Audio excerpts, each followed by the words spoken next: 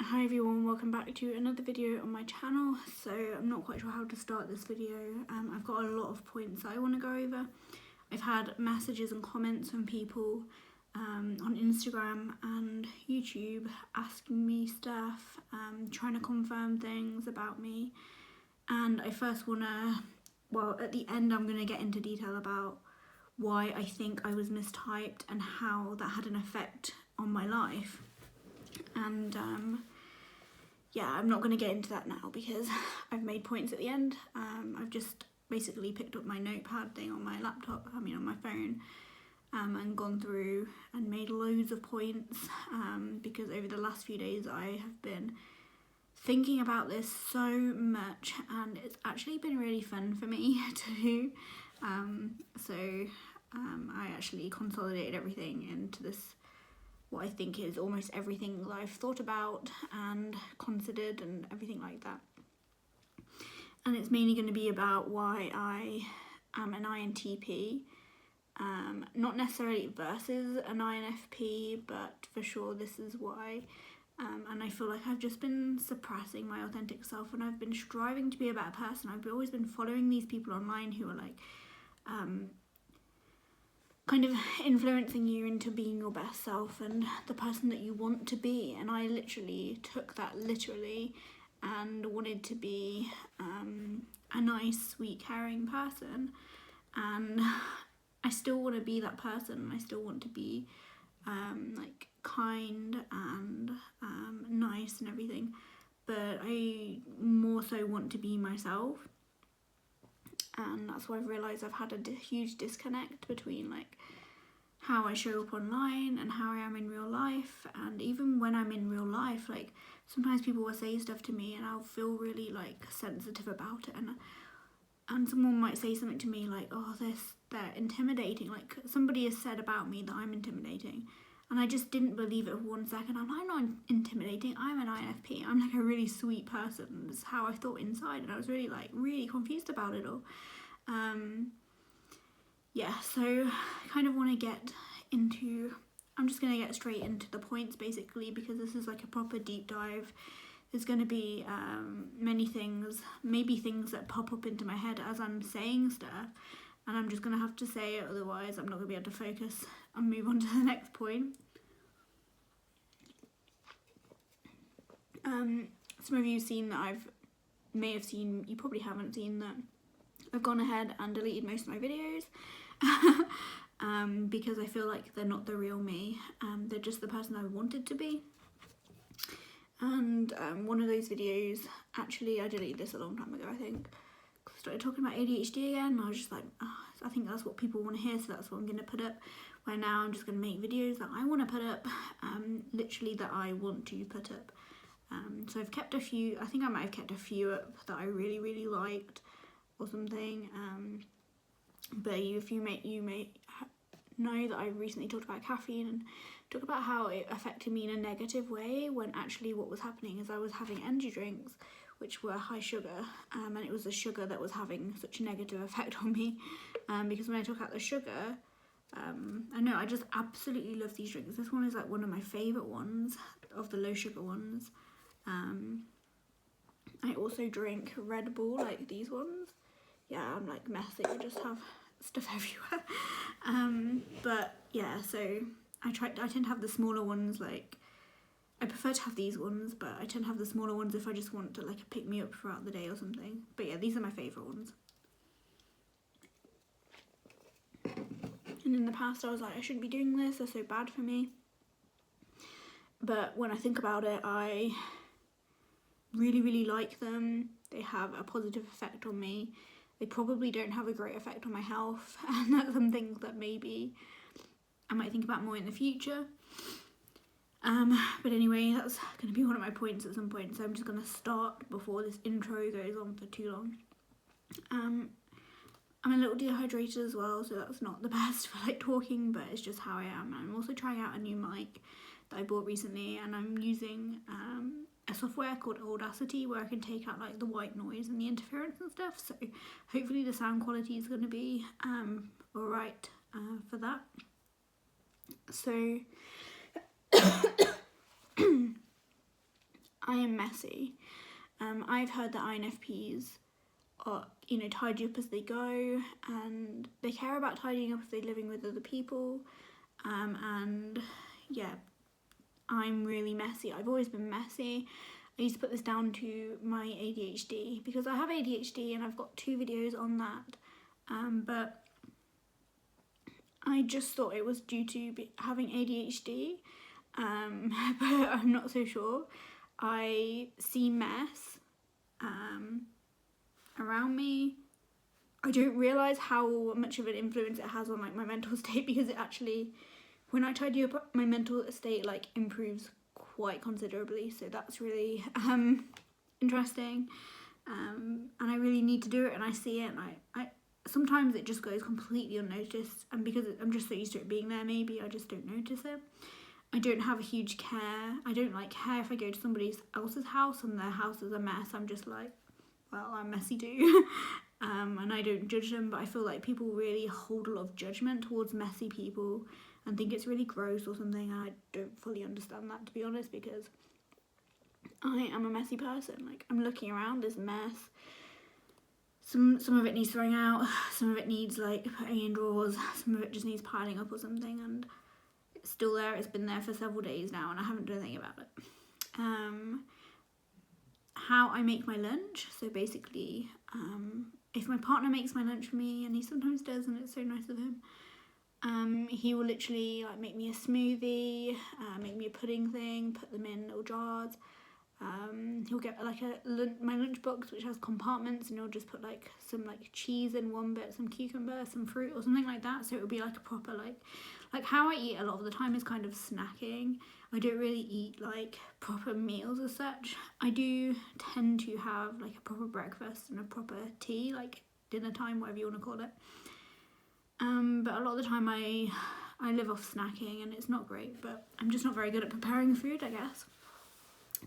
And how I make my lunch is I grab my lunch bag, and it's the morning before work, and I have about 10 minutes before I need to go, and I just like fill up a drink, and then I just take loads of snacks and put them in my lunch bag.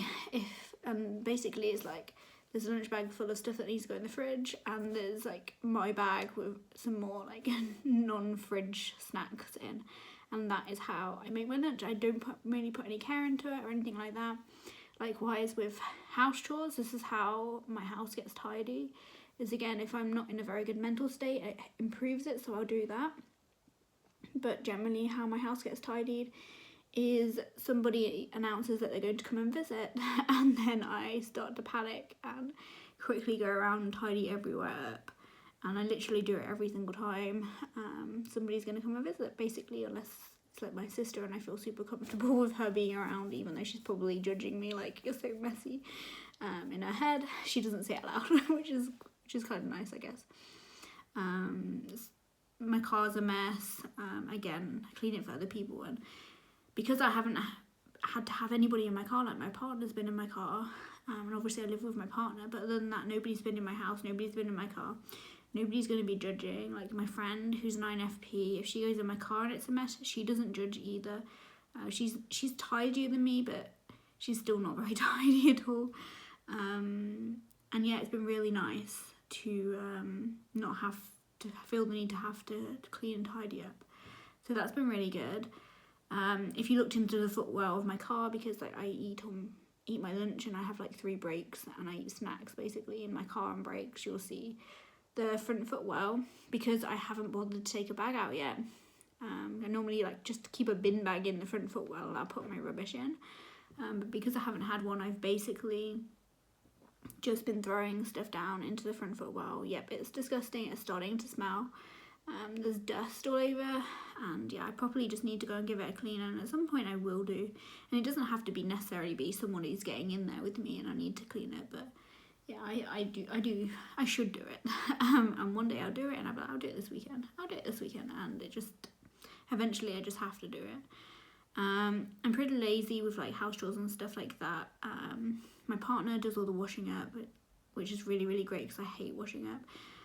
It's got a lot easier since I take ADHD medication for sure, but at the same time I still hate doing any kind of housework, house chores. I don't like it.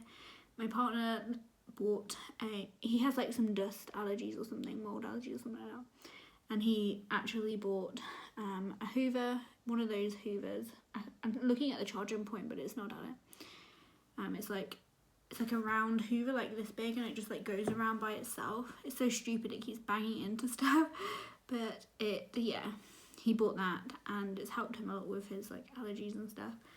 Like, we both take antihistamines every day because I have hay fever, and so does he, but he also has like some kind of mold or dust allergy. And so we have that going around. And I've just worked 3 12-hour shifts. I am tired because I think it's because I had like 3 nights of maybe like 5 to 6 hours sleep a night. Worked 12-hour shifts. Felt really good like every day. Then last night I was feeling like pretty tired. And then caught up on my sleep. Had about 10 hours sleep from last night. But because it's so different, like I can't keep up a routine. I think it's because of work, but maybe it's because of me as well. I end up just feeling like crap, and I've got tinnitus in this ear because on my breaks I've been listening to music in my ears, but maybe I've been listening to it a little bit loud and it's giving me tinnitus. And it's not ringing, it's just like this vibrational like feeling and sound. It's not very nice. But I gotta deal with it. So I gotta get through these points quicker. So I am all over the place with art. So I am kind of like an arty, crafty kind of person. I really like that sort of thing, but I can never stick to one style. So apparently, from my research, INFPs tend to have one true style if they're artist types, and they literally have one true style, and generally stick to the same sort of thing, whereas INTPs are a bit all over the place. And I'm all over the place. I can never pick one style. Like, my YouTube videos have all been quite like random and different. Likewise, if I've been like painting or if I've been crafting, my style changes. I change it up quite a lot. So that's kind of interesting. I've always wanted to be like the INFP who's like super creative and has this one style, and everybody's like, wow, like all their pictures are the same style, like on Instagram, or their like drawings and paintings are the same style, and they have this unique thing going on that I really, really, really, really want. But no matter how hard I try, I can't stick to one style.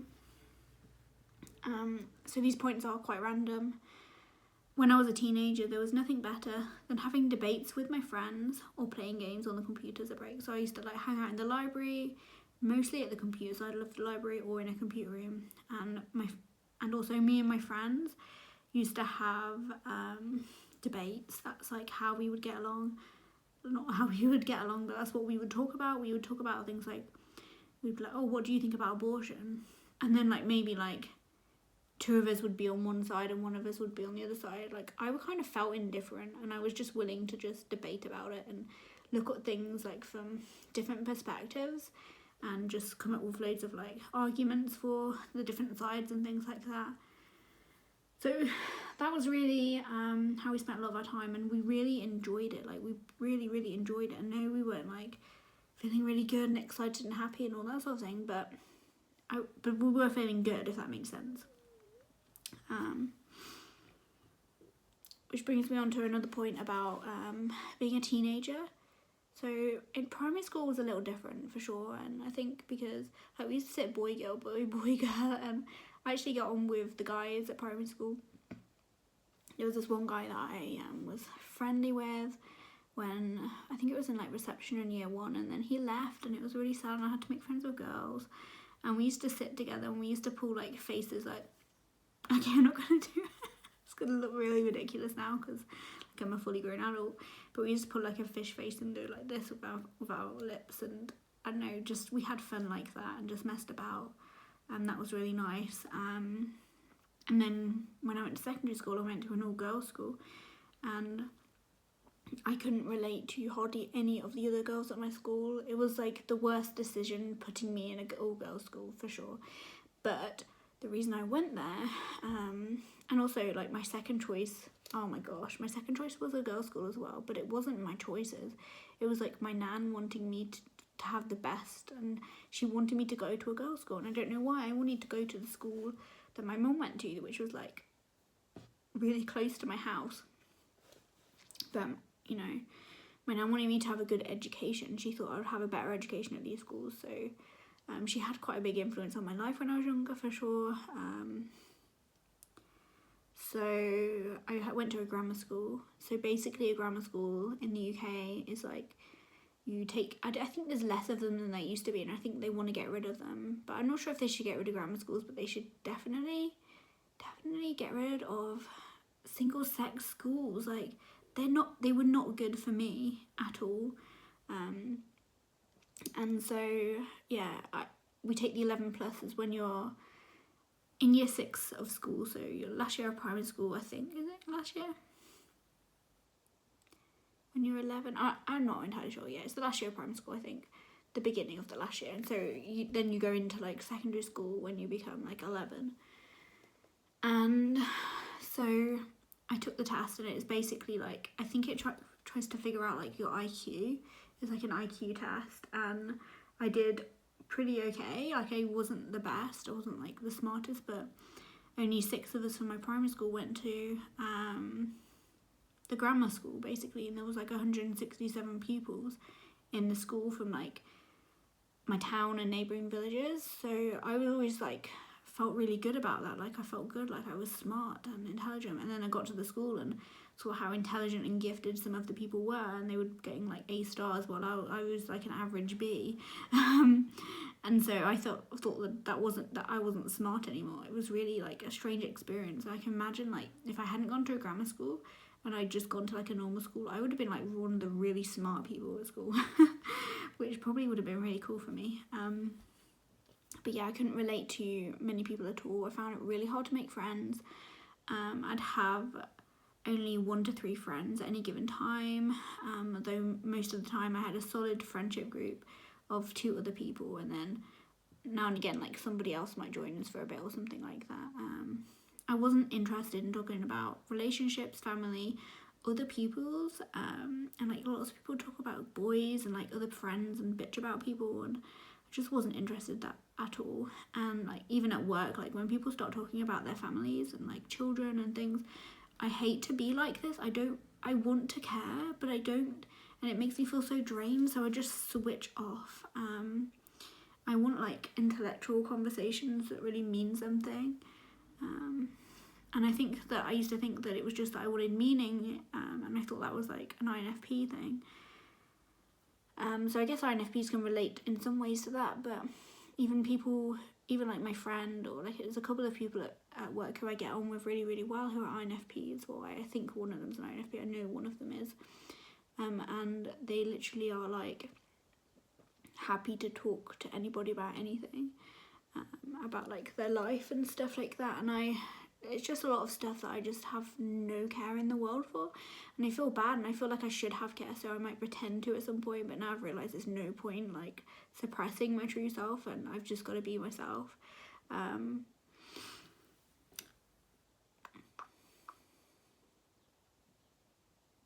Yeah, and if people are having a conversation that I really am not into, like, I will literally just walk away if I can.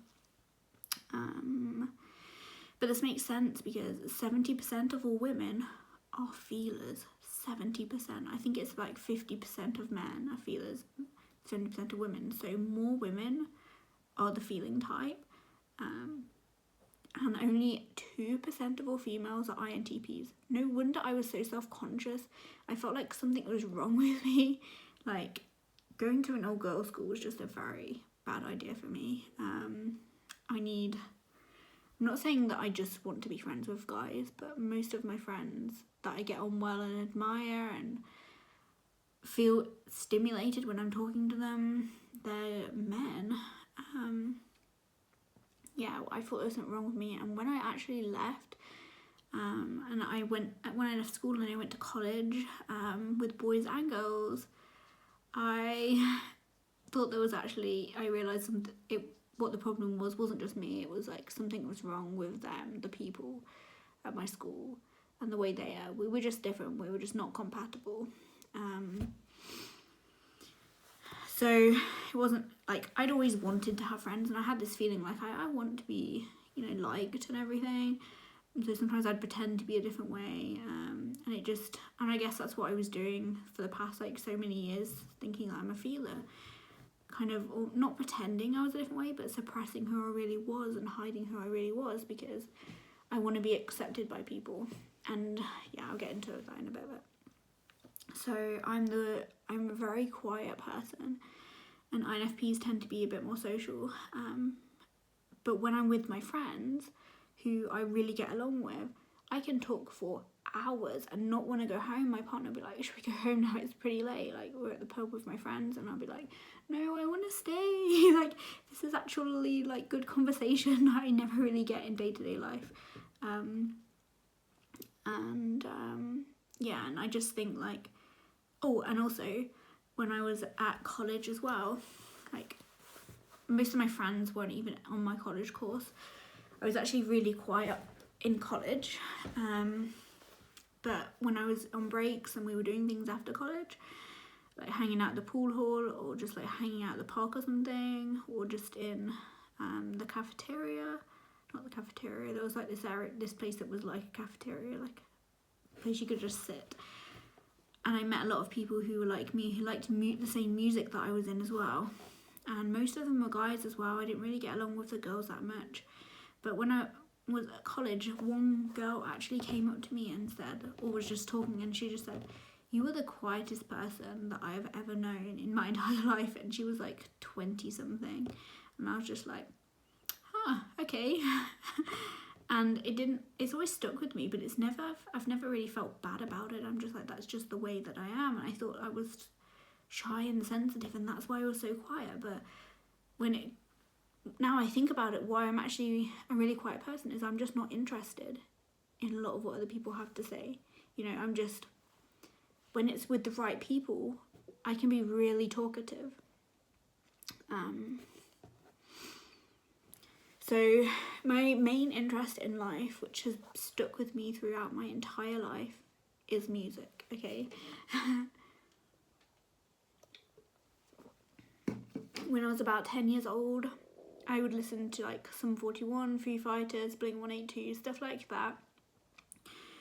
I got into some stuff like that. I got into stuff like that my mum used to listen to, or still listens to. My mum's like a huge music fan as well, so I think that's why it really like where it came from, maybe, I'm not sure. But, you know, I love punk, goth and metal music, and just alternative styles of music over feelings-based music, music about like love and relationships and stuff like that. That's my preferred type of music, and it always has been. It's not I like how music makes me feel, but I like it in like a kind of like boppy kind of like, I don't know, empowering kind of way, as opposed to like, oh, this makes me really feel something inside kind of way. And that's the way I want it to be. And sometimes I'd say something makes me feel like really good inside, and it's makes my heart feel good or something like that. But apparently it's not the same meaning that INFPs will give that. It's actually more of a, I don't know what I was going with that. So I just basically used to listen to music all the time, and I still listen to it all the time, and if I stop listening to it, this is what happens to my mood and my feelings of fulfillment in life. Literally, that is what happens. So I try and listen to it every single day. I listen to it too loud, I get tinnitus, it's a problem, but it sounds so much better when it's loud, and it sounds really like, really good. I really like punk and metal and stuff like that, and I feel like one of the reasons why I like that type of music is because it's, you know, empowering and stuff, but it's because it's different than the ordinary. It's kind of saying like F you to like society, and it's very, and it's just very different, and yeah, it's just very different, and not a lot of people like it, and it just makes me feel like myself. Literally makes me feel like myself. And yeah, so like one band that I like, for example, like one of the more heavier bands I listen to, and probably one of my favourite metal bands, is a band called Lamb of God. And their music isn't about feelings and stuff, it's about concepts. Like, one of their songs that I absolutely love, and if you're into metal, check it out, it's called Memento Mori, which actually is like Latin for like contemplate death. It's like a stoicism thing. And when I like looked into the meaning of what the song was like called and about, I was just like, because I was just interested, I was like, oh, what's this title actually mean? And it actually meant like you should contemplate death. And since I've been contemplating death every day, my life has like changed a lot, and I'm feeling a lot more grateful and a lot more like, I guess it's kind of pushed me almost to this direction where I am now. Maybe even that connects to that, and it's led me to where I am now, wanting to be like truly authentic. I actually think that. And it's like, well, you're gonna die one day, so you could die tomorrow, so why aren't you just saying screw everything that I'm trying to strive for and just be myself? Yeah, I feel that. And yeah, I like music that's based on that sort of thing. So of course there are a few exceptions as well, but yeah, to the most part that's it. And my exceptions are INFP artists. So I really like Kate Bush, Aurora, The Cure. I think they're very like INFP kind of based. But my absolute favourites are, gosh, why can't I think of any? Like Joy Division. Oh, they're INFP. Like I think they're more INFP as well. Yeah, Joy Division are one of my favourites, to be honest. The Sex Pistols. There's an example of a band that I really, really like, who's like punky and have like a rebellious kind of attitude that I feel like that's kind of what I'm like on the inside.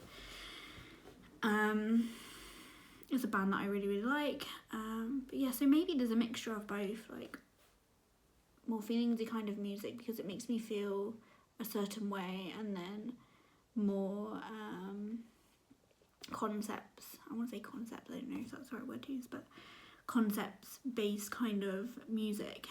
But ultimately I really like lots of drums. Drums are like the best thing about music to me. I will drum along to like music, and it's the drums and the loud guitar riffs and things that really empower me and make me feel good, ultimately, I think.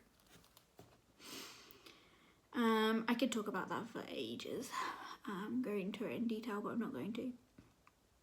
My partner is an ENTJ. So I met my partner at work. We were good friends for quite a long time before we got together. I don't necessarily, when I'm with someone, be like thinking about if I am attracted to them in any way. I just know if I get along with somebody. So attraction, like physical attraction, isn't something, or even like how someone is as a person, like the brain and stuff. I don't necessarily like think about attraction. It's just eventually over time I realise I'm attracted, if that makes sense. So my partner's the ENTJ and we just clicked instantly. We got along so well already, like to begin with. It was like he was very direct and I understood him, and I like, when I really fell in love with him, I fell in love with his brain. Like, obviously I'm attracted to him, but what's more important to me than like someone being like really affectionate to me, caring about my feelings and things like that, what's more important to me is having a nice long conversation, analysing things, and to be honest, often we do this a lot, and this is like my favourite way to spend time with him, like long car journeys where we're discussing things. He comes and like tucks me in bed because he goes to bed like a lot later than me. I can't believe I just said that online. Anyway, he comes like pretty much to say not good night to me, and then sometimes he'll be like, do you want to chat for a bit? And we'll just chat for a bit, and I won't want him to go because it will often be like me saying something like, I don't understand this, and we'll have a long conversation analysing things, and yeah, often it will just be me getting him to explain things and put his perspective on things. And you know, because of his extroverted thinking and my introverted thinking that go together, like, yeah, I'm amazed by the way his brain works. I could talk more in detail about that, but you know, we just instantly clicked, and I was always like, oh my gosh, like looking up INFP and ENTJ relationships and thinking like, actually it doesn't seem that common, and a lot of people say that they end up like breaking apart and things like that, when I have no intention ever of leaving my partner, and I think he feels the same way about me. I, you know, as an INTP female, as I now know I am, I have never really had a hard time getting into relationships.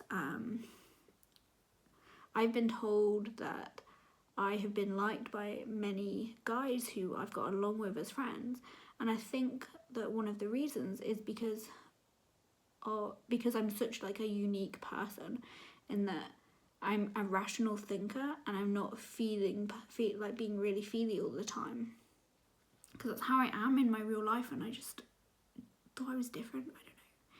I almost feel embarrassed about it, but at the same time I'm like, I don't care. It's really hard for me to like think about, but yeah, a lot of like people, like guy friends and stuff, have been either told me that they liked me or flirted with me, or someone else has told me that they've been flirting with me or something like that, and I kind of just like, doesn't make me change the way I see them or feel about them or anything like that. They're just my friends still or something. But what it made me think about was how difficult it must be for INTP men, because there's not that many ENTJ females or INTJ females about. So maybe it's harder for men to get into relationships than INTP men to get into relationships than INTP females. But this is just a whole nother theory that I could go into. But I think I need to do a bit more of my own research on that and thinking about that. Anyway, I was instantly drawn to stoicism, and this is something I spoke about in a previous video that is now gone because, as I said, I just got rid of a load of my old videos. And yeah, there's somebody in the comments who was an INFP who, like, we've kind of been following each other for some time. And they told me that it was an INTP philosophy. And I was like, oh, but I guess I could still apply it to my life. And when I found out about stoicism, which ultimately was from that Lamb of God song, I'm like, I've heard about it before, but I didn't know what it was. I didn't really know it was a philosophy. I thought it was just like a term of being like somebody who's not very emotional. And they definitely have emotions. But it's more about reacting, I think, as well. It's about a lot of things. There's many different things and parts to it. So I thought it was interesting that it was an INTP philosophy. And they also told me that Taoism, or Taoism I think it's called, is an INFP philosophy. And when I looked into it, I just couldn't connect to it. So that was interesting. So I often think in my head that certain things don't make sense, and I want to point out that they don't, but sometimes I have to stop myself. So for example, in a situation, I don't want to say it's a work situation, but you know, it could be a work situation. If somebody like accuses me of something, or accuses the general people of something, and it's not true, I will feel really strongly about it, and I will want to say, that's wrong, like this is actually what happened. But I tend to not say it. I tend to try and like and not say it, because nobody else is speaking and everybody else knows it's wrong, but they're not like speaking up about it. So I try and keep that like down. I get on more with men than women. I think I might have talked about this already. And I feel way more comfortable being myself when I'm around men. In fact, all of my friends, or at least almost all my friends, or at least my favourite people, are men. I get on really well with, I can get on well with men who are feelers as well. And I don't know what type this person I'm thinking of in particular is, but yeah. I have an INFP person I speak to, who is obviously a feeler, and I connect to them a lot, but I don't connect to them like on a feeling level. And when they're being really emotional, I kind of in my head start thinking that they're just being whiny and they're just overreacting and things like that. And I would never tell them that, because I want them to feel that they can still be themselves, and I don't want my stupid opinion on that to be like, to like put them down or anything like that. I'm not for that at all. But I never really understood their feelings, and it was all making sense now to me. And for example, if I'm at work, if I'm in an area where it's all just the women and they start talking about certain things, I will turn off.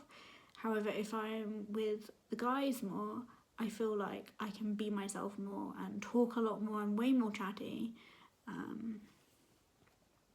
I feel like I have to suppress myself around women as well, so I'm trying not to do that. And this weekend I kind of stopped suppressing myself, which was way less draining than it normally is for me. And I just thought I got sort of drained by small talk and stuff, when I guess I do get drained by small talk, but if I can still be myself and not be judging myself so much all the time, like, you should be talking right now, why don't I get along with these people? All these sort of thoughts go through my head and I never come out with an outcome, like what it means. So I get obsessed with a theory and spend days to weeks to months, and I'm going to put to years at the end of that, finding out all that I can about it, even when I have an answer. I need to know everything about it still, so I know that I'm an INTP. I figured it out that night. Thursday night. It's now Monday after, well, it's 4 o'clock already, and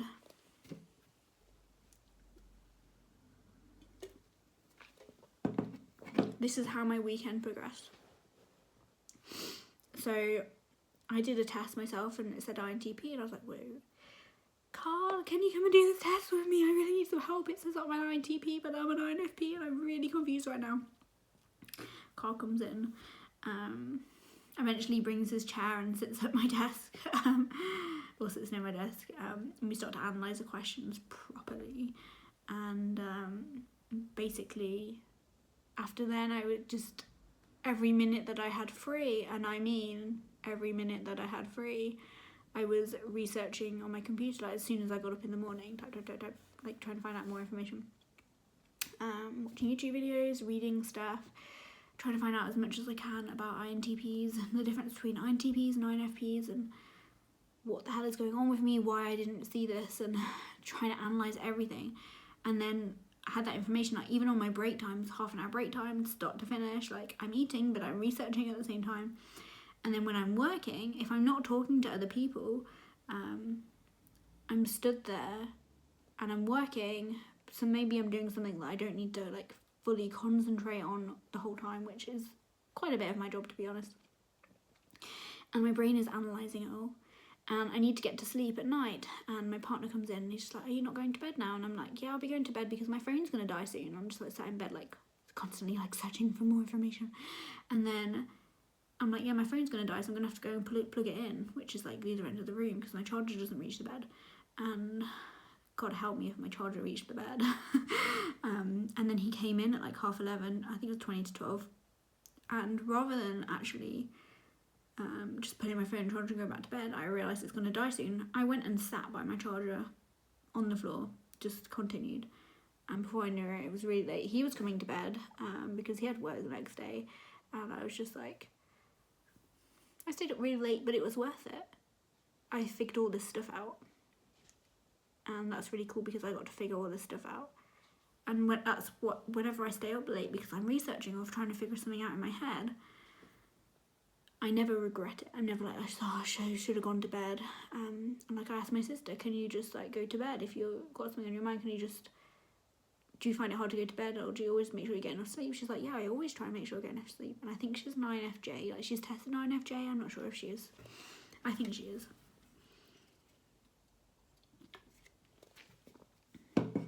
But I've never investigated fully, I guess, into it. And I'm like, but I came to all these conclusions by staying up late, so which changed my life in a small way, so it's really worth it. So that's like kind of how I think, and I'm like, yeah, I get really obsessed with stuff, especially when it's a theory. I've realised when it's a theory or just a subject that I'm really interested in too, that I need to find out stuff about it, and I need to process that internally. And that time where I was just like at work just thinking was me just processing this information, and it just goes round and round in my head. And then this morning I was able to write it all down, and now I've got it here to present to you. So it kind of ties in. I am a deep thinker. I don't contemplate feelings and how I feel about things a lot. Didn't realise I didn't do this, because I still have emotions, I still have feelings. I have ADHD, which means also that my emotional regulation system isn't that great. But I take meds that help me a lot with that. So, you know, I could say that I have other disorders as well, but I generally have never fully come to 100% sure, like I've been 100% sure that I actually have certain disorders or things. I could just apply them to my life somehow.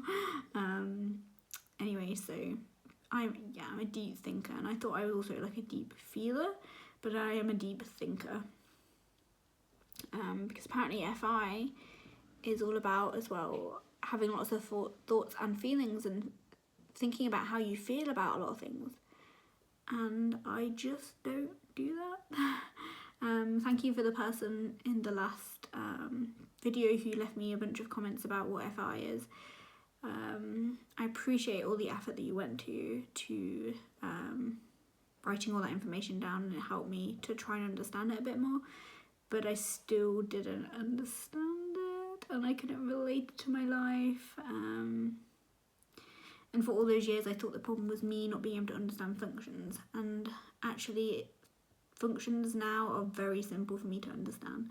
And guess what? I could understand extroverted intuition, and I could understand introverted sensing, and the loop that they form. I could fully understand that, because that is something that I go through, and INFPs and INTPs have those middle functions that are like the same. So I can fully understand that, and that's why I could understand those things. But I couldn't understand FI or TE very well, which makes sense to me. You know, I just thought the problem was me, and that I couldn't understand functions, and because I tested it INFP every time, I was like, wow, this is what it is. Yeah, I look up to INFPs in some ways, and I love and am actually jealous of how caring they are of other people. Like, they're always like, some of them are all, not every single INFP, because they're all completely different as well. They're quite unique people, are always checking in, seeing if you're okay. If you're staying over at the house or something, or you're around the house, they're always really caring, and they're like, do you want this? Do you need this? I'll do this for you. Are you okay about this? And all this, asking you all the time, stuff like this, which is so sweet and lovely. And I guess I wanted to be like that, so I tried to be like that. You know, I do want to help people, and one of my drivers in life is to try and help people. But I think most people want to help people. We are all human. And yeah, I want to help people, and I just am not as good at it as I probably thought I was. Talking about FE now, I started to look into that. So when I make a moral decision, such as deciding if something is morally or ethically right, and I'm not entirely like 100% sure on the definitions of like values and morals and things like that, so don't like think that I am, I will go on Google or look towards what other people are saying before deciding what is right. So when I was vegan for 4 years, and you know, I didn't eat meat previously, like I did up until the age of 20 something, and I stopped eating meat because I just thought meat was gross, and the only reason I was eating it was because I thought you had to eat it, I guess, or you were supposed to eat it, or I don't know. I just kept eating it, and all I ate was chicken nuggets anyway, so that was basically it. Since I was like a kid and being made to eat like sausages and stuff like that, I thought it was really gross. Yeah, I think meat is really disgusting. It's disgusting. It's like flesh. It's really gross. But when I was deciding whether I should become vegan or not, you know, I'd become vegetarian. Finally became vegetarian after wanting to for quite some time. And then I was watching documentaries about veganism, and they were saying how you can't be vegetarian, it's not good enough, or it's not even good, like as if it's not even worth doing. And because so many people were agreeing with all the vegans, and they were like, yes, this is the only way to be. So I was like, well, then they must be right, because that must be morally right to be vegan then, when really there's a lot more that comes into it. And I'm not going to get into the vegan and non-vegan debate, probably ever, because it's a very touchy subject. But I was taking on other people's arguments as my own, and what other people believed. Like, literally, you can go on, like, this guy called Earthling Ed.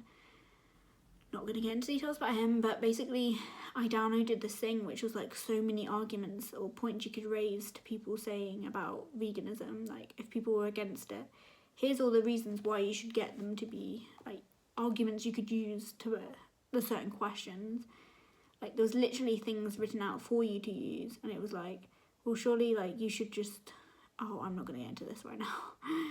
But basically I was taking, like, things that other people were saying, as they're saying it's morally right, so that must be right.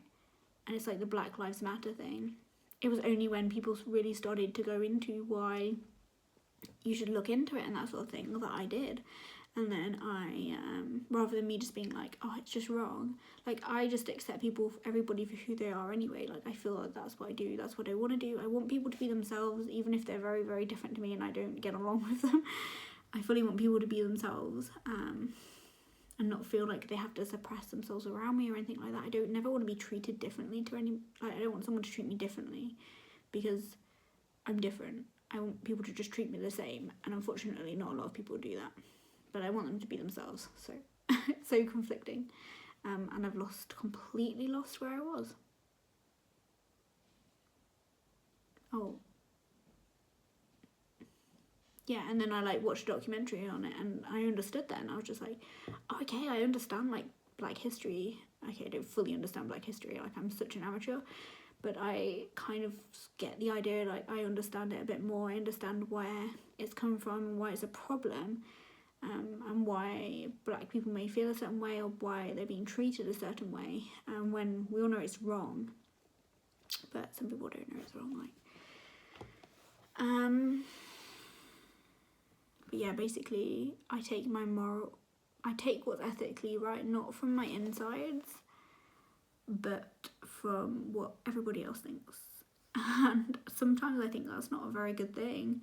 And I want to say that this is what I feel, but maybe it's not exactly what I feel. Maybe it's because I've taken it on, and I think that because the majority of humans think this, then, or people who I say are ethical people think this, and they must be right.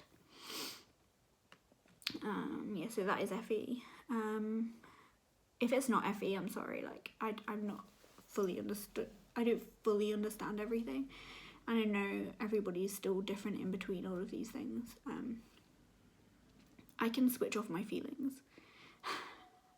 I'll be really bothered and annoyed about something for days, and then I'll get fed up of being annoyed of it and just shut it off. And the feelings will just go, and they won't bother me anymore. It won't just go on and on and on and on and on. And sometimes it does go on and on, but then one day I'm just fed up of it and I'll just shut it off, and it's not bothering me anymore. And that can be quite conflicting sometimes, because I can feel really strongly about something, have a massive rant about it, feel loads better about it because I've ranted. I do rant quite a bit, to be honest.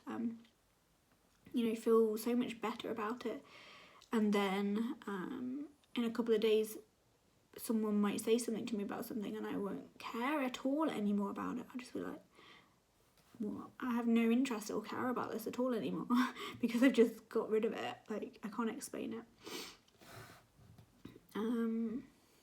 Oh yeah, I think I might have said, like, I've never really found it hard to get a boyfriend.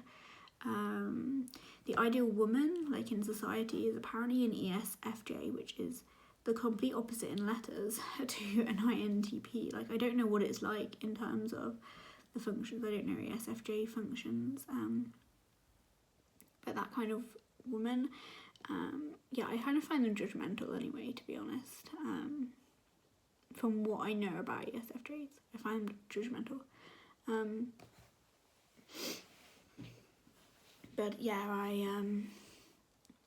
I'm like the opposite ideal woman, but some men don't really want that kind of woman as well. So I'm not going to get into all that, because to be honest, I don't really understand why I found it so easy to get a boyfriend. Yeah, I find it so hard to make friends with people. Like, I have some ideas around that, but I went to an all-girls school, so it wasn't until like my last year that I actually got a boyfriend. And I wasn't really into him that much. I just wanted to like break the boyfriend barrier kind of thing, if that makes sense. And then I went out with someone else who was a feeler, and I've had like casual kind of encounters, like people that I've been interested in, people that I've like kind of like, okay, I'm not going to go into anything personal, but you know, or people that I've pursued or have pursued me, and I've never found it difficult at all. And I've never considered myself really attractive or anything, so I've never really fully understood that. But I think some guys like me because I'm quite nerdy. And not a lot of women are like that. And if they're nerdy guys, it might be something to do with like that whole personality type thing that I was talking about earlier. That there's hardly any INTP women. But the thing is, like, my last long-term partner, like my partner I've been together with for like 8 years now, but the woman previously I was together with him for 4 years, and I think he was a feeler. He was clingy and possessive, so I think he was a feeler. But that's not just who he was. He was like way more than just that. And I hate to think like I'm just completely judging someone on their negative qualities now, because obviously I went out with him for a reason, and I got along with him, but we used to bicker a lot. I'm not going to go into that relationship. I don't even want to think about that relationship, to be honest.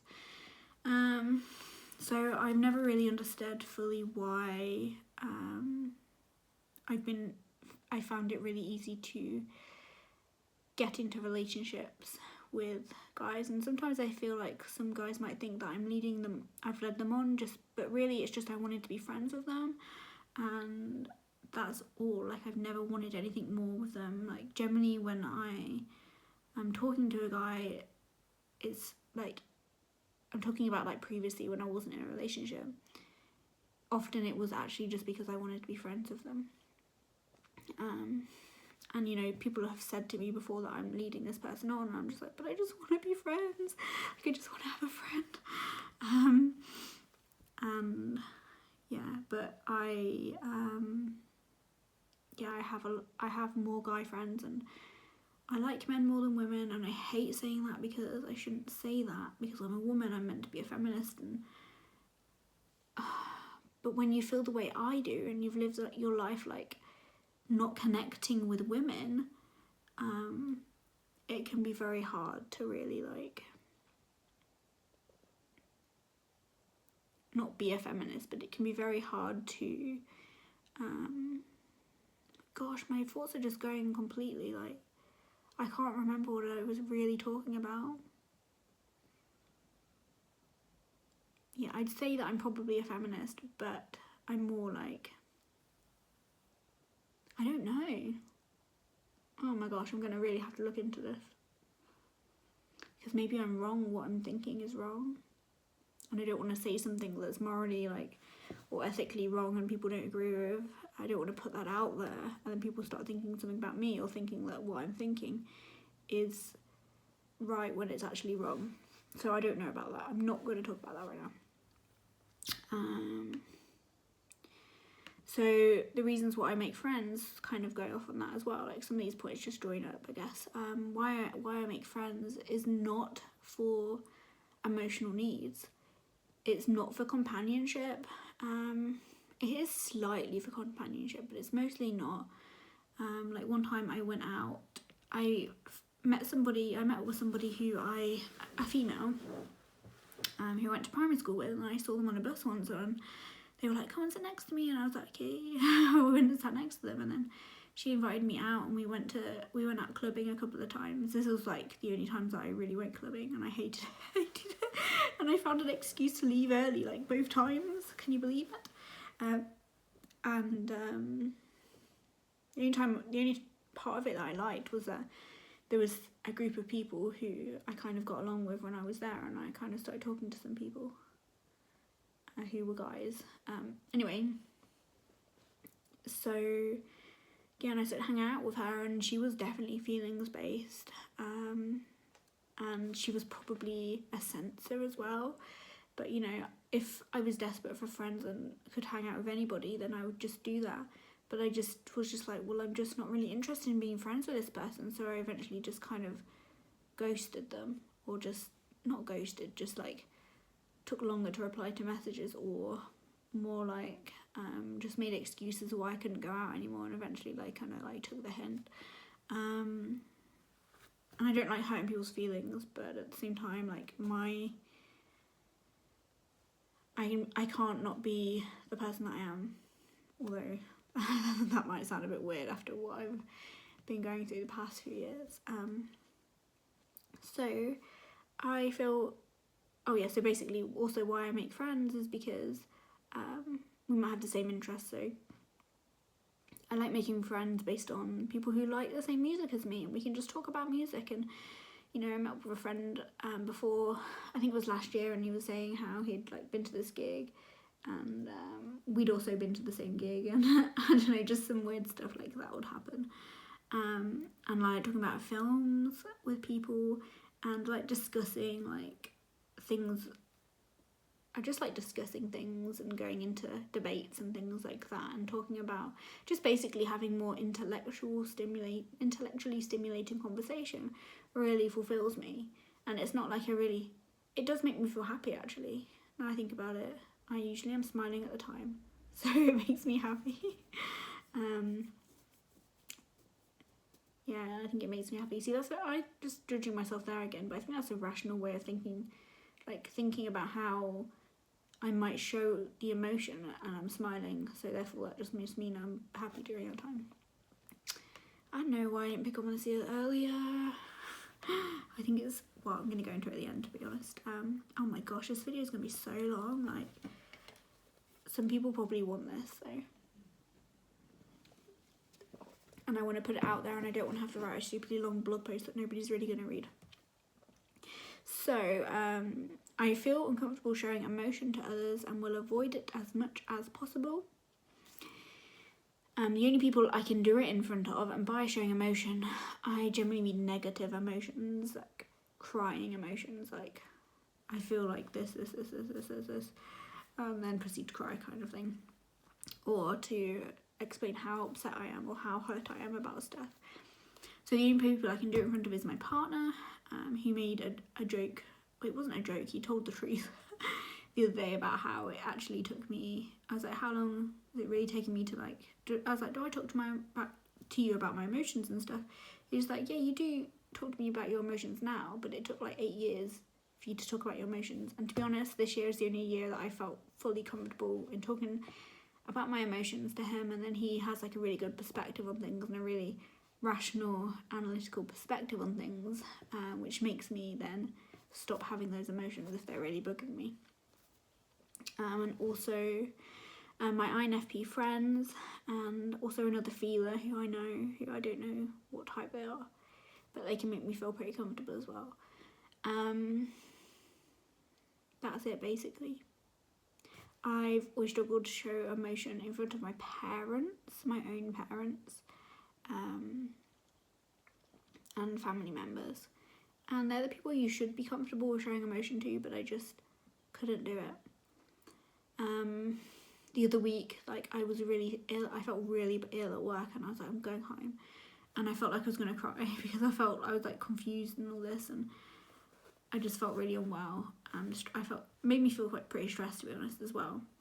And so I was leaving to get my stuff, and I was just like, no, I literally said to the person above me, like, I'm going to go home because I feel like this, I feel really ill. And they were like, why do your eyes look watery? And I was just like, because I feel like I'm gonna cry. And I just had like a tear, and I was just like, ugh. I just like ran away, got my stuff. I was just like, okay, they're probably gone. And he was still there, and maybe just checking I was okay to make sure, like, because I was going and stuff. I think he was just like being caring and stuff, but I was so embarrassed. And I just went home, and then I cried, because I cried in front of somebody else, but it was just a tear. Like, I literally, if I'm upset, if someone upsets me, I would just hold it in so tightly. Like, I want to cry, I hold it in so much that I get a headache, my face goes all red. Like, it's really hard to deal with, and then I have to go home and I'm in such a bad mood, and I have to let it out. But that's when I get emotional, basically. I want to say like suppress emotions, but sometimes I can drop them and let them go. But as I said, like, I think I have some kind of emotional issues, or I think it's maybe to do with ADHD or another disorder.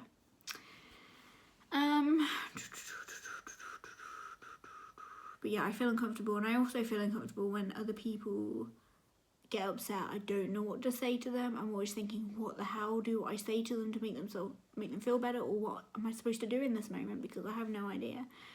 And I just try and look like caring, and if they want a hug, I'll give them a hug, even though like I really don't like hugging people. And I try and comfort them, or I don't know, I find it incredibly hard, and I think people pick up that I find that really hard as well. And in many cases I feel like a guy in those instances where I'm just like, just there, and they're upset and I'm just there. I don't know what to do to make it better. It's like I just want to fix it, but I don't know how to. So I really like it when people tell me how smart I am. And I was also thinking about this, and I also really like it if people say like, oh, that person's cool. I like that. Like, I think that's a really good compliment to receive. But if someone comments on my looks or my nature, I feel really uncomfortable about it. And by my nature, I mean if someone comments on like something in particular about the way they think I am or something, I don't know, like being quiet or something like that. Actually, I've had that a lot, but then over time I was just able to let that go. And at the moment, I don't care if people think I'm quiet. It's just who I am. But if people compliment me on my looks, I feel incredibly uncomfortable. And it's not that I don't want those compliments, but ultimately I don't feel that they're true, or I think they're superficial. And if I want people to like me for my brain, and I want people to like me because I'm smart and maybe I'm cool, but I also feel like I'm nerdy and not very cool at all. So maybe that's why I like that kind of compliment. But if someone compliments me on my looks, so, you know, I can feel strongly enough that I want to block them on social media because it feels that uncomfortable to me. I don't want to see them anymore. Mainly if that's a guy who says it, I guess. But if it's a female, I also feel uncomfortable about it. But it's kind of nice in a way, but I still feel uncomfortable. Internally, this is a very interesting one, and something that I've kind of fought with myself for a long time. Internally, I feel rebellious. I feel like a punk, and I feel like that's in some way that's why I like listening to punk music, and why I feel myself when I'm listening to punk music, because ultimately I feel quite rebellious inside. And you know, if I looked how I feel on the inside, it would be wearing a lot of black, and I've been wearing a lot more black recently, and I think it's because I've been feeling more authentic. But I would also have a lot of tattoos as well. Yeah, I'd have a lot of tattoos. Like, I've been dyeing my hair black. I think it needs re-dyeing. I'm not sure if black looks best or dark brown, but I feel like it should be black. And it was when I was like younger. I used to dye it black all the time. I feel like I wish I could ride a motorbike. And I took my CBT test before, but it was closing down. I was the only one there. And I didn't get along with the guy that well, to be honest. And I feel like he rushed me through it quite a lot and didn't give me a lot of time and patience. And it takes me quite a while to learn stuff like that. Especially when you're used to riding a bike and you're wanting to press the thing to brake when the brake isn't that at all. So I just needed some patience and time, I guess. And I realised how dangerous it was because we were nearly in an accident. And how you have to be very aware and focused the whole time. And I'm somebody, you know, who has ADHD, and I feel very confident driving my car. I feel like I'm not going to crash or anything like that, but I you know, can focus in that way, and I know where my how quick my reaction speed is, so I can try and drive a sensible distance behind somebody. And before I was on ADHD medication, I knew that I couldn't drive for very long periods of time, and now I can drive for like 3 hours straight with music on and I can focus. But in the past I wasn't able to do that, so I would stop myself from driving long distances because I knew it wasn't good for me. You know, I know where my limits are, basically. But with a motorbike it's quite difficult, and you're very exposed, and I've just heard of too many people dying and things like that. But I'm definitely a leather jacket, motorcycle riding person on the inside, and I wish I was that person. I really want to be that person, but I've just been too afraid. But it's more just been like I don't want to, I just don't want to die, I don't want to be in a crash. Next point, my self-care is bad. I don't think there's much to explain here, but it's bad. I do things that are bad for me, and I don't really care that much. If I feel annoyed, I might like eat some chocolate to make myself feel better, and I know that that's not good for me. And I don't just mean like 1 bar, I mean like 3 bars of chocolate. And I know that's bad for me, and sometimes I just eat it because it tastes good. And for a long time I was thinking I had some emotional issues, and that was why, you know, I just emotionally eat. And sometimes, yeah, I emotionally eat, but I can never seem to stop doing it. Like, I drink energy drinks, I know they're bad for me. Even the ones without sugar, I know they're bad for me. But at least, like, I'm not drinking the ones with sugar,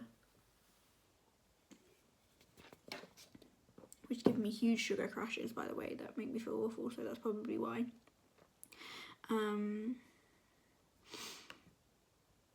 I don't really want to go into sort of some of my habits and stuff, but basically my self-care is bad. I do things that are bad. Oh no, that was kind of the same thing. My preferred way, I can't believe I wrote this one down. I'm going to say it now because I begin. My preferred way of opening a door, and by a door I mean not ones that you do that by, or the swingy ones, or the ones that aren't like, you don't need to like turn the handle for, is by kicking it. I just want to like kick the door open. Be all dramatic and stuff.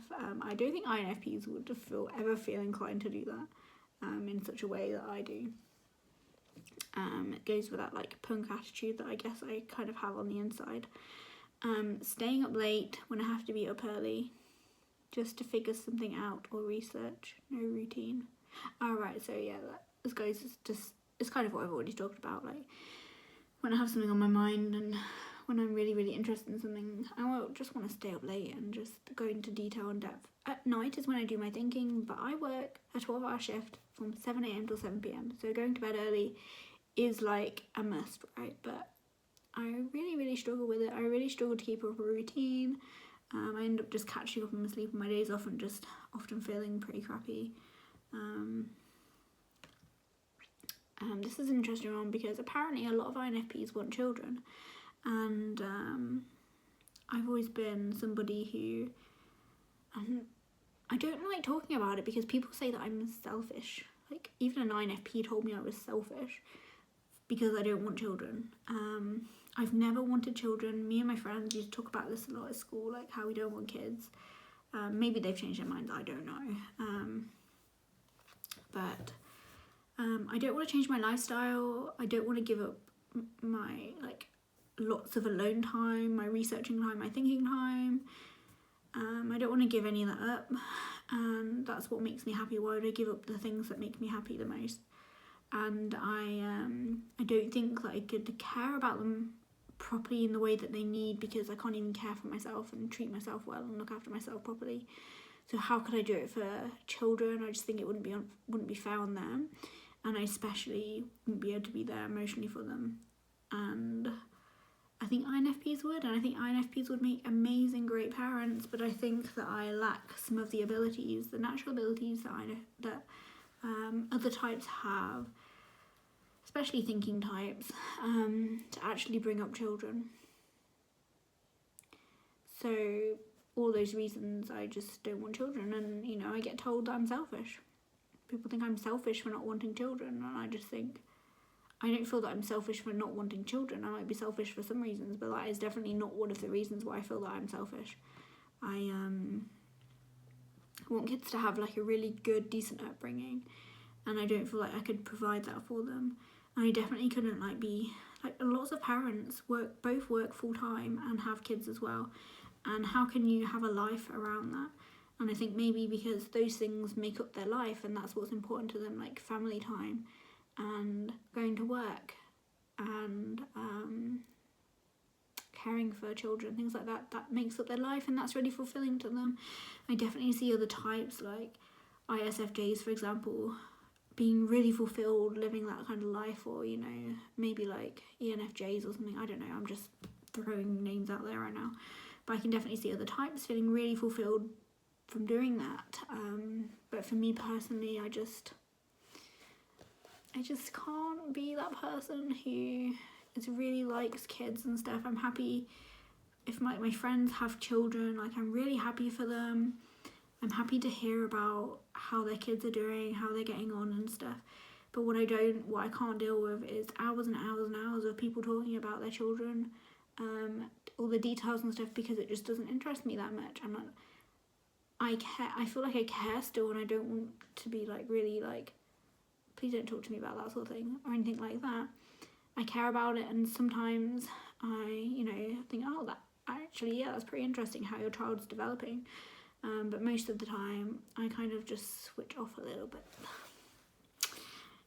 Please don't hate me for that. I hate dresses. I've tried dresses, like I've tried to wear dresses before, but generally I don't like wearing dresses. I like wearing trousers, long things that cover up all my legs. Not because I'm insecure or anything like that, but because I just don't feel comfortable in myself in dresses. I really like soft, gentle, the way people dress is like soft and gentle, like some kind of cottagecore aesthetic, and I think it's adorable. But whenever I've been like, I want to try dressing like that, I just couldn't get myself to buy the things, and I'm just like, I just can't wear them, they're not me. So, you know, I just wanted to be that way, and I really appreciate people who are that way, but it's just not me. So, common things, I'm getting to the end now. Common things I think or say, and there's just 3 things I've just come up with that I say or think a lot, and I think that show that I'm more of a thinker. Possibly, maybe not always, or maybe not the last one, but that doesn't make sense. I think that a lot. I hold back from saying that a lot. That's stupid. Is something I think quite a lot. Like, I don't understand this, it's stupid, it doesn't make any sense. Like, I think that a lot about stuff. And I'll do it later, which generally means I'll do it when I absolutely have to, or never. That's just the procrastination in me, I guess. So into the last part, the reasons why I think I mistyped, and stuff around that basically. So I wasn't looking at questions as a whole, and my partner made me realise this. So he said I was only taking part of the question, and I'm easily, that's the upset part, but I was only taking part of the question and answering that and trying to apply that to my life, as opposed to taking the question as a whole. So something might say something about the world, but I'll just take it about like my people in my life as opposed to the world. And when he actually explained to me this is how it's like this and gave me examples that might apply to my life, I was like, oh yeah, I do that, and here, this is how I do that, and all that sort of thing, and it made me understand the questions more. And then I'm easily influenced by other people. If I see somebody that I want to be like, I will try to be like them, and it's a flaw. It's definitely a flaw of mine.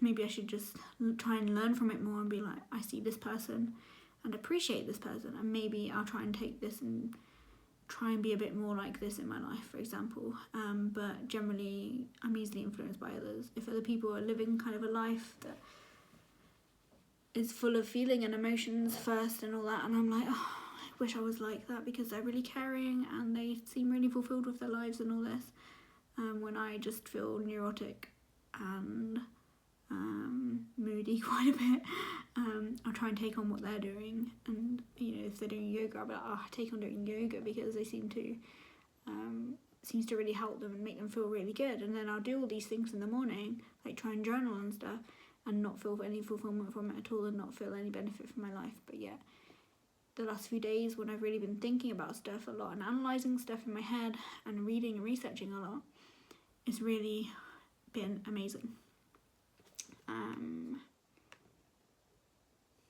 And another reason was because I wasn't actually looking at examples on my own life. Like, I would take the question and not really apply it to my own life and think about examples. I would just be like, the first thing that pops into my head, oh, that must be it. And also because I think, as someone mentioned in one of my comments, I have ADHD. I take medication. I take 3 of these capsules every day, and it helps me so much. I love my medication so much. It definitely helps me with the more negative feelings in my life, and helps me focus more and just be more present. But yeah, it also helps me a lot with emotional regulation. And before, when I always answered the questions, it was depending on how I was feeling, and a lot of the time I was trying to feel happy, or I was acting on impulse a lot more than I do now, a lot more. And I thought that the impulse was feelings. I was acting on my feelings a lot, when actually I was acting on impulse. I'm wanting dopamine. So I just want to put a little theory out there that I came up with just as I was driving home from buying the energy drink, that the problem is not the test. People say it's the test. The problem is not the test. I think it's MBTI is a great tool, as I now understand, for understanding myself. But if you've got it wrong, it can be really, really detrimental, especially if you're like me. And it also can make you think assumptions about other people. So my theory is, it's not the test that's the problem, but it is the way that it is interpreted. And if people take anything from this video and they're doing a Myers-Briggs test, that they ask people they live with or people who are very close to them to help them answer some of the questions, because that's been the most beneficial thing to me, is asking my partner to help me with the questions. And there's different ways we can interpret questions, and we don't necessarily know for sure what it is asking. So I think that's really, really important. So I have a lot more thoughts around that, but I'm not going to share them. And basically I just feel that I was trying to live my feelings first. I was trying to live like that. When people say things like, I just feel it's true, in my heart I know it's true. When I would say, in my heart I know it's true, it was based more on either rational thought or that other people were saying a lot of stuff, so I thought it must be true because there's so many people thinking this and feeling this. So yeah, like I said, it's just a different way of I was thinking people were saying things and they meant it in the way that I thought, if that makes sense. I hope that makes sense. So yeah, I took the INFP description and made it fit me, just like someone might take a zodiac sign and be like, oh yeah, I'm Capricorn, and read into it and be like, apply what they can from that to their own lives. And so I would do that. And I'm creative seeker, which INFP and INTPs both are. Like, I've always been a creative seeker type. I've always been quite individualistic or unique type of person, never really fitted in with people, and all this sort of thing, and quite like imaginative as well. Like, I really like my imagination, But a lot of it, like some things don't fit me at all, and I've just realised that over the past few days. And my life is changing so much, and I'm finally like, and over the weekend I felt, so I worked Friday, Saturday, Sunday, 12-hour shifts, and even when I was at home, even when I went to the shop today, I felt more comfortable and confident in myself. I felt less sensitive about what people think of me, because it's like I know and accept myself now, and it's like you can't accept yourself if you don't even know yourself and know. You know, I just took like the Myers-Briggs type and like applied that to my life and was just like, this is me completely. I am just this shy, sensitive person, quiet person, when actually I am not the person that I applied. I don't know, I don't know why, I just sometimes can't get the words out what I mean, and I know what I mean. And I'm just no longer confused who I am, and before I had a lot of disconnect. I felt very disconnected, and I felt like I was living two lives. I literally felt like I was living two lives. You know, I don't know if I wanted to be an INFP, or, you know, I was always like, if I could be any other type, I'd be an INTP. I said that. Or I thought that even. But, you know, I'm not an INFP, and I can't change that fact. And it just makes so much sense as to why I was so unhappy for so long. And, you know, I was going through periods of like feeling quite depressed and down. Like, I feel strong this weekend. Like, I've always felt like a weak person. Not saying that INFPs are weak, I don't want that to come across like that. But like in my body, I felt like I had a weak person when I was doing stuff. And I was just like picking up bags and being like feeling strong in myself. But I think it's just because I've been suppressing who I really was.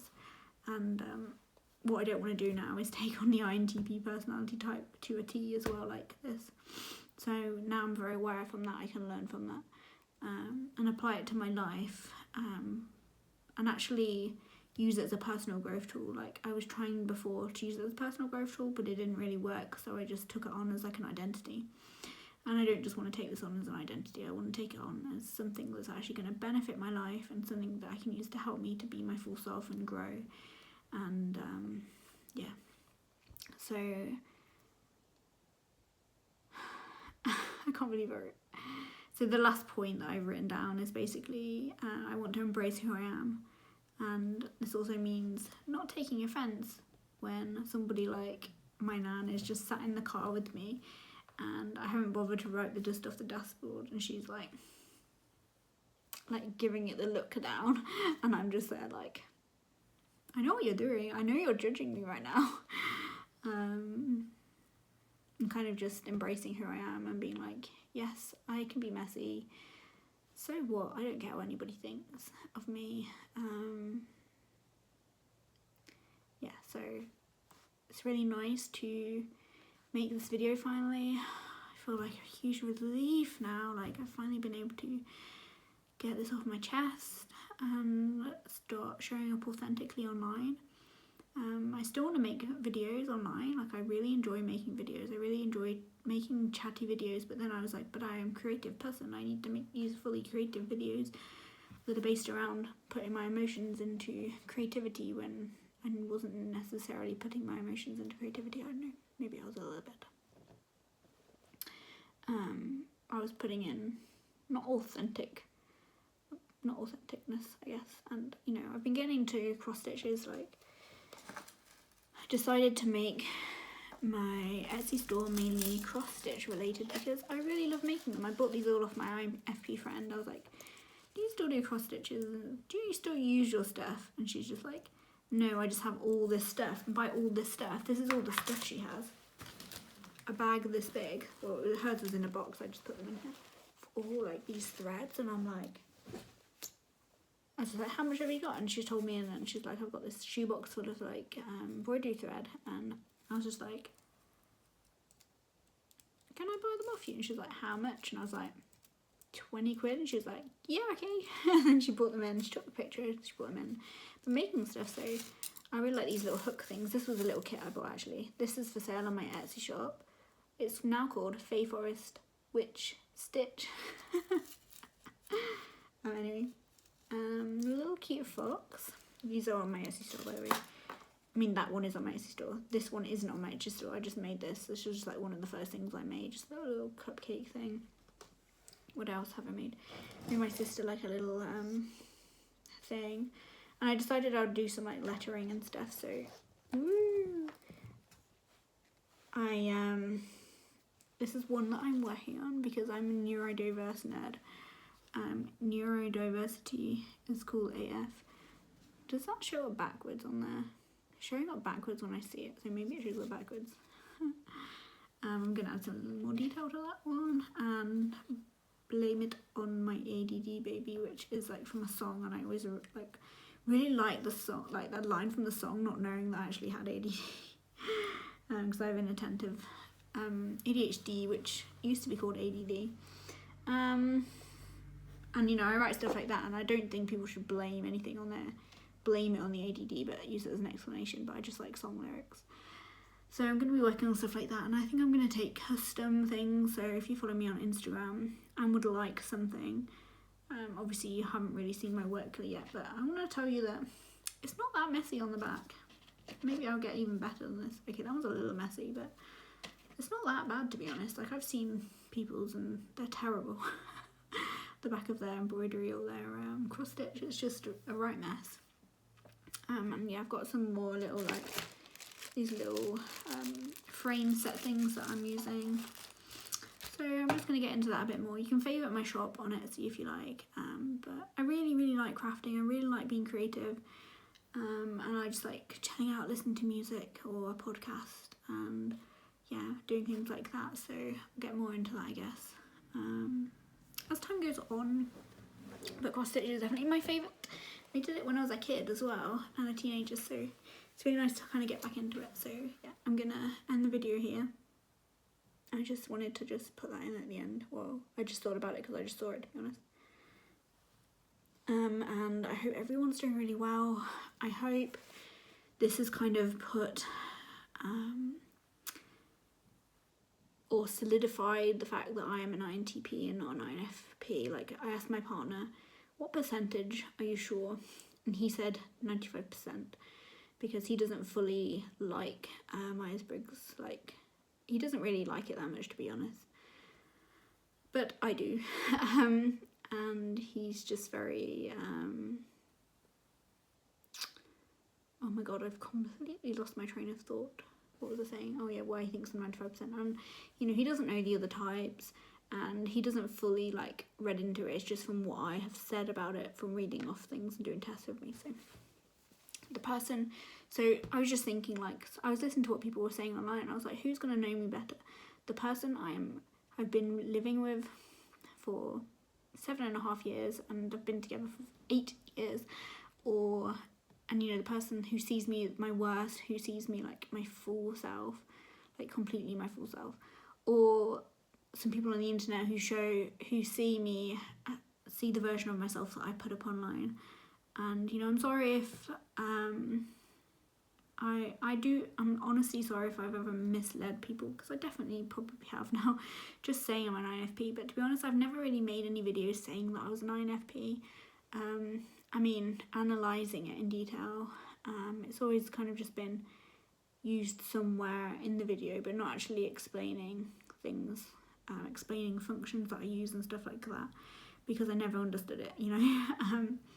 So yeah, I would love if you could like leave me a comment down below what you think, maybe what your type is, and what you think to my video, and any thoughts that you have on sort of like this whole process that I've been going through, and why you think I might be might have thought that I wasn't, you might have thought I was an INFP, because I'd be really interested to know, to be honest. And if you have any questions, just leave them down below. So thanks for watching, and I will see you again soon.